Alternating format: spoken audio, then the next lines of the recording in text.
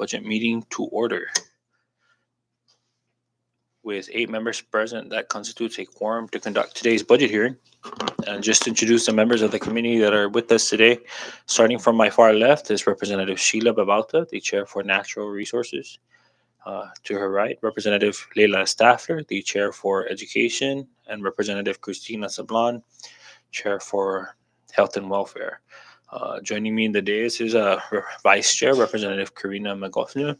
I am the Chair for Ways and Means, Donald Manglonia, and to my far right, Representative Richard Lizama, the Chair for PUTC, Representative Danita Yangtamay, the Chair for Commerce and Tourism and Cannabis, and Representative Vicente Camacho, Chair for Federal and Foreign Affairs.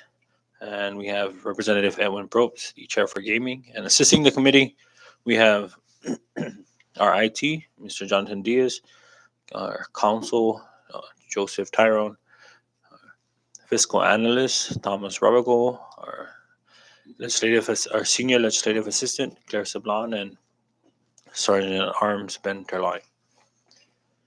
All right, with that, can I get a motion for the adoption of today's agenda? All right, motion was made and seconded. All in favor, say aye. All opposed, say nay. Motion carries. All right, good afternoon, members. Again, we were supposed to have 2 entities come before the committee today. Unfortunately, due to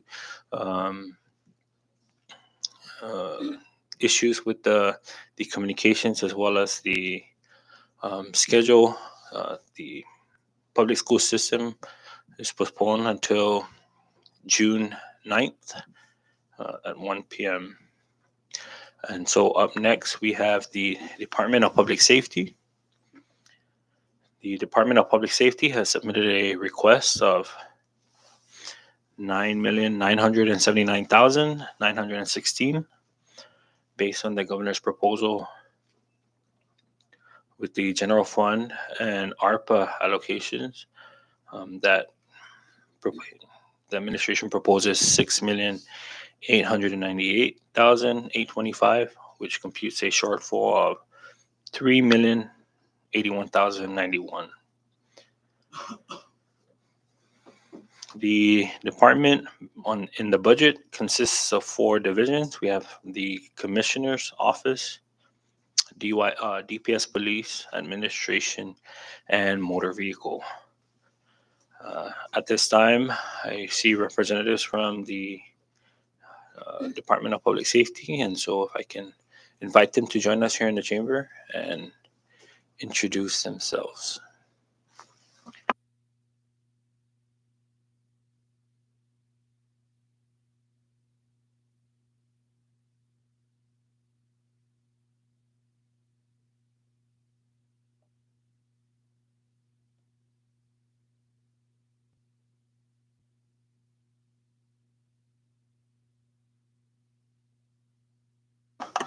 I would like to hand the floor over if there's any opening remarks or discussions about a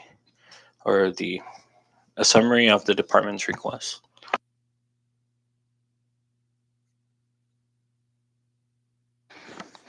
Good morning. My name is Kay Enos. I'm the Director of Administration.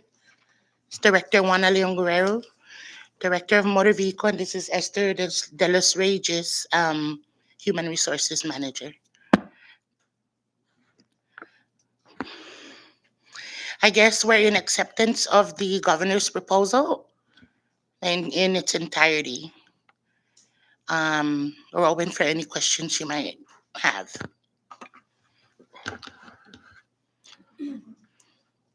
So if you're in acceptance of the governor's proposal, how would the department operate with this 3 million short in what the governor had proposed and what the department had requested?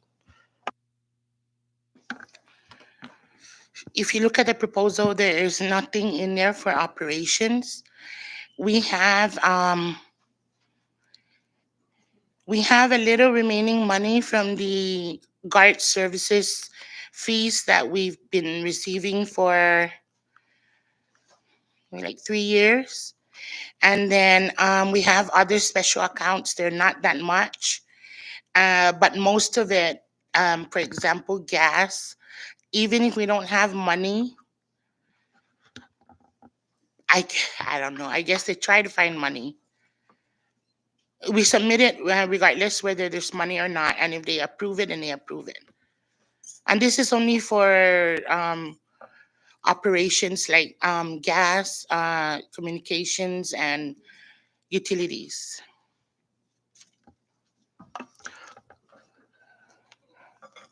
What's not a lot of money? Can you please provide the committee with the accounts that you have that you can access and what the balances are in those accounts? Well, like we have a special account. There's like some of them have like $4,000. Another one has 6,000 something, and then Can we please get accurate balances?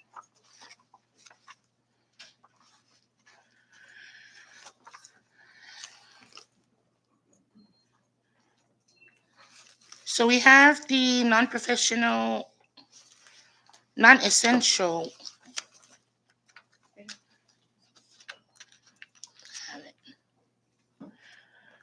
So now we have the non-essential account.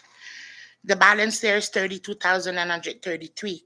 We can use that for, um, let's say, supplies for the department, or pay for water, or any little, any um, expenses that can be paid by that. And for that one, we have 32,000. Impound lot, we have 4,000.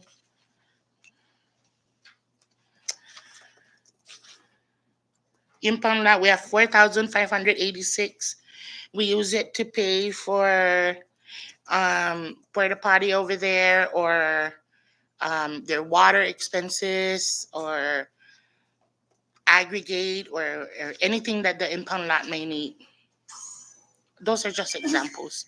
We have a lot of accounts. We have the motor vehicle accounts that is being used to um, sustain the motor vehicle uh, section right now, or division. And the thing about that is that it's gotten a lot more costly because of the real ID.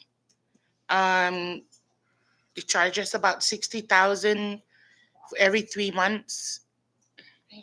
60,000 every 3 months to maintain the real ID system. And then we use that for operational supplies like ink, um, fix the printers, and plates, license plates, and all of those other requirements and motor vehicle. What is the running balance on that account? You know what? I didn't see it on the website. You know the running balance? I'm not sure. The last time I saw, we printed out what was on the website, but we didn't see that on there. The last time I saw it was like 100,000. And when was the last 120,000. time? Around what period of For time? me, the last time was maybe early this year. I'm not the one running the account, so, but I saw it like earlier this year, so maybe I won 131,000. Okay. What other accounts? You mentioned guard services. Yeah, and even that one I didn't see on here, but that one we no longer have a contract with FEMA, so we're no longer receiving money from that. But whatever we have left, we use for our needs down there, and that's been happening for like 2 years already. But based on your last review of the account, do you know how much was in there? It's about 300,000 now. And around what period was this? That's just maybe last month. Let me see.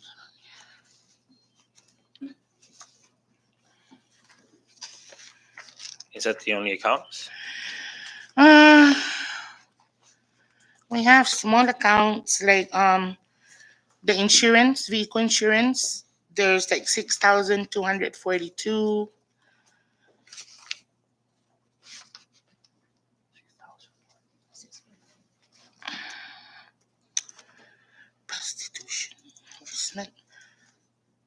I've never seen this. We have the firearm safety class. There's like 13,970 there. We use that to part of it to maintain the shooting range, or we purchase their target sheets, or whatever they need for the shooting range. That's for the shooting range. What else? These are basic. They're mainly specific. The revolving accounts. They're specific to programs, and they were established through bylaw.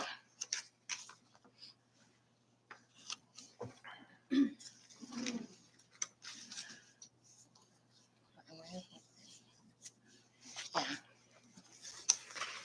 So you're saying that the department is fine with the governor's submission, but even with your revolving fund accounts, the balances in these accounts are nowhere near the nearly 1.7 million that the department is asking for. One of our biggest expenses is utilities, aside from the gas. No, but the amount that I mentioned, the 1.7, is not including utilities. These are operational expense. Yeah, that Utilities is being includes- covered by a separate account that was set aside by the administration to cover all executive branch utilities.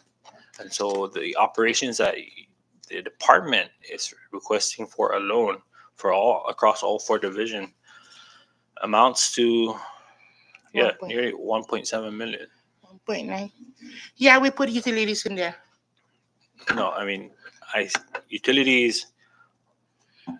This is like I mentioned, it's not inclusive of utilities.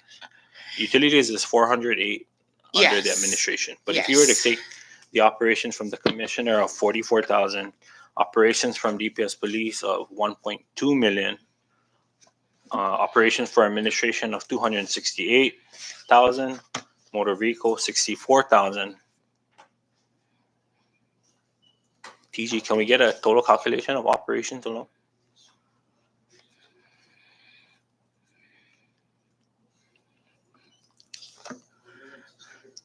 $1,643,912 operations alone, not inclusive of utilities. So the 1.6 that the department had submitted is nowhere near the 400,000 that you have in revolving funds. So we just want to find out how can the department operate on.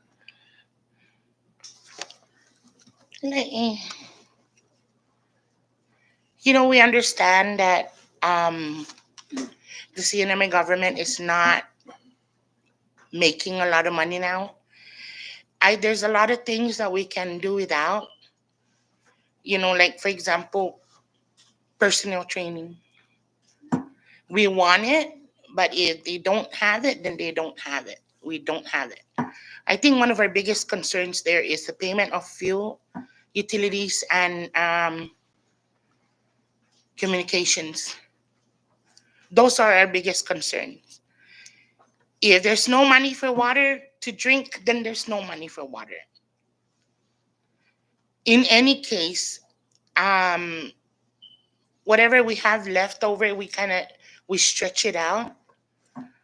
If there are requests that we see that is, more of a luxury than a need, we don't give it to them. We're basically we act frugal. Okay.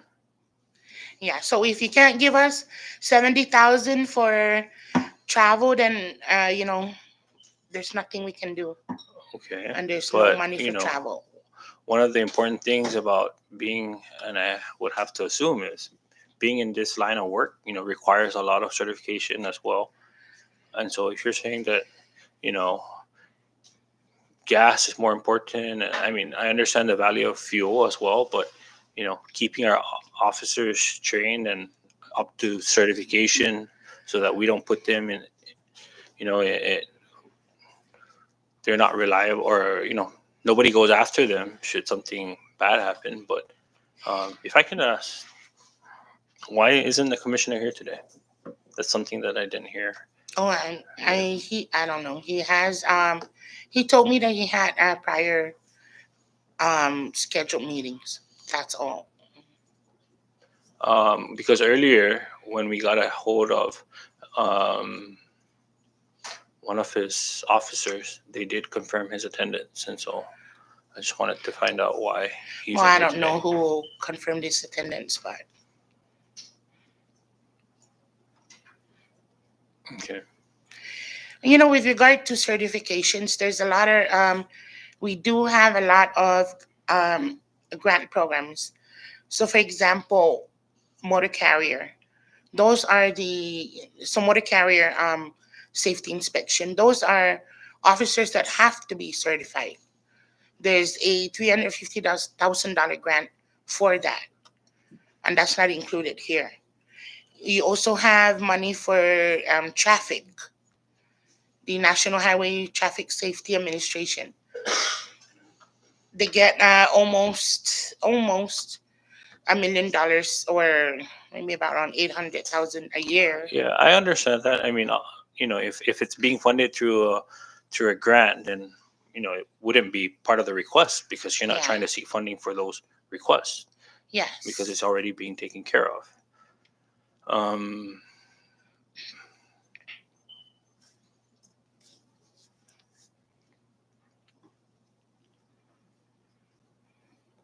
I'll reserve further comments, but at this time, I would like to see what the members have.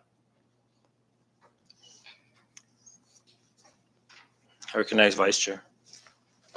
Thank you, Chairman, and welcome, DPS. Good afternoon.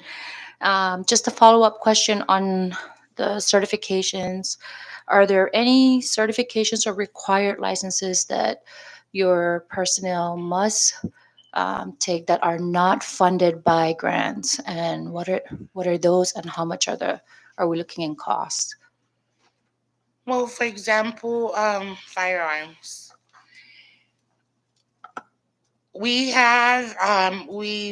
procured ammunition, and we have two certified firearms instructors. Every year, each officer has to be certified to use firearms.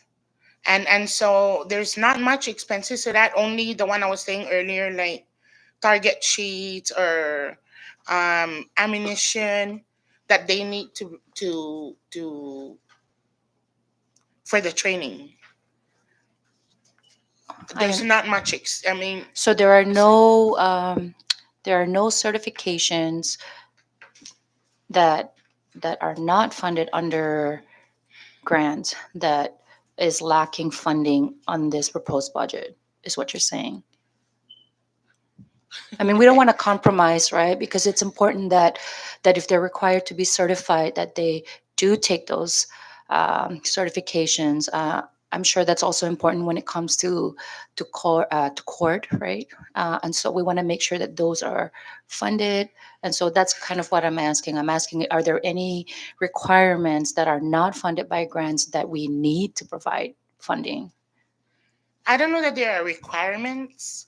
Um, and a lot of it could be, I guess, considered like investigation training or officer survival training. We have a lot of certified instructors at DPS. But as for requirements where you have to show a certificate of your training, I don't know of any of those aside from like motor carrier or boating safety. So you or- mentioned the firearms. I mean, I would assume that that's one of the requirements is to be certified well, to yeah, carry as long your as they're certified, but they don't really get a certificate for it. right. But do they need to take classes or whatever form of training to? No, they I guess My understanding is that they're scheduled for a shooting training. So they go up to the range. They have to pass a specific number of uh, accurate shots. I don't even know what they do, but Is I the know. training provided by the department, or is that Yes. something that you guys hire outside to train? No, they're conducted by the two certified firearms instructors at DPS. Okay. Um, I yield for now. Thank you for the clarification. Thank you, Vice Chair. Members, at this time, we'll take a short recess, and if we can meet in the conference room, while we discuss further actions. And so, Ms. Enos and to your team, please excuse us for a bit while we um, determine how we're going to move forward. Thank you.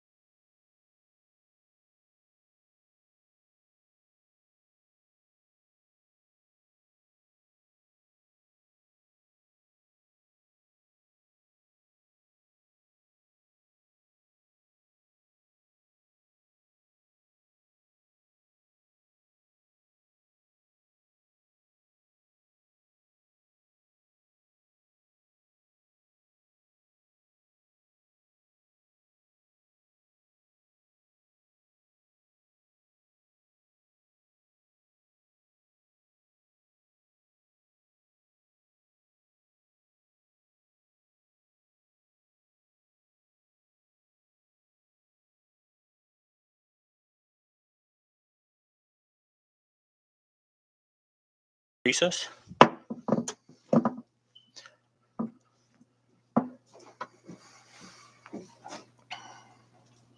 Good afternoon again, Ms. Enos, and to your team. I just want to say for the record that this will be the second time that we've scheduled a hearing with the commissioner and the team. And again, for the record, the commissioner is not here today due to a prior meeting that was scheduled. But it seems like a lot of the questions that the members have is something that the commissioner will need to answer for himself. And so it has been decided that we will adjourn this meeting and call for another one on Friday, where the option of subpoena will be on the agenda should the commissioner fail to appear before the committee on Friday. It is now 1:46 p.m. and so we are going to prepare the notice to have this meeting on Friday at around 2:30 to in accordance with the OGA 72-hour notice. And so, we want to thank you, Director Enos, for showing up again on behalf of the department. And while we understand that you are the director of the division, there are certain questions that would need to be answered by the commissioner himself.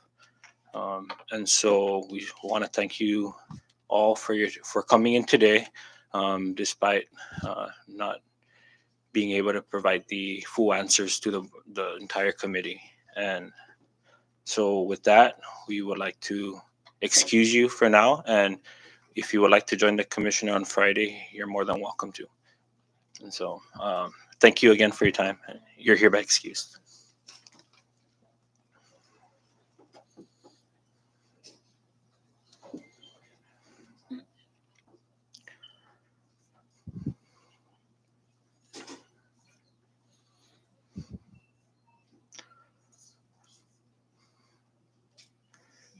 Thank you.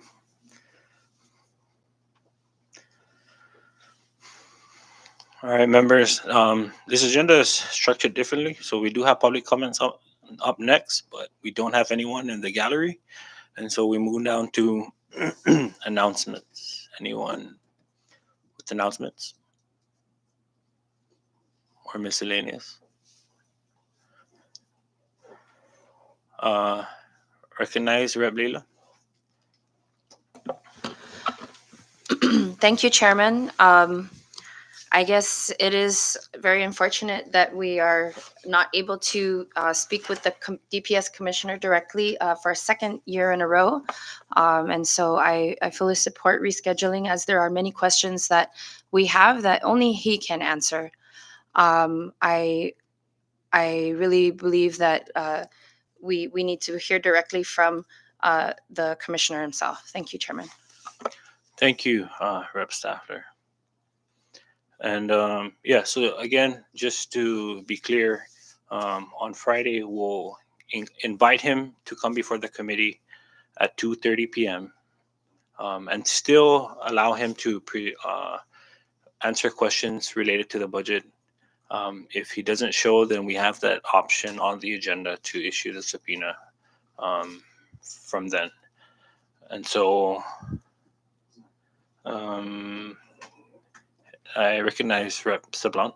Thank you, Mr. Chairman. I just wanted to request if you could provide the updated scheduling of budget hearings this week. I know some things were moved around as a result of PSS and now DPS being moved. And so just for the record, so we're all clear, and the members of the public who may want to be following these budget hearings can update their calendars accordingly. Thank you. Thank you. Yes. And so the final schedule for the remaining agencies to appear before the committee is are as follows. On June 2nd, we have CHCC at 1 p.m. The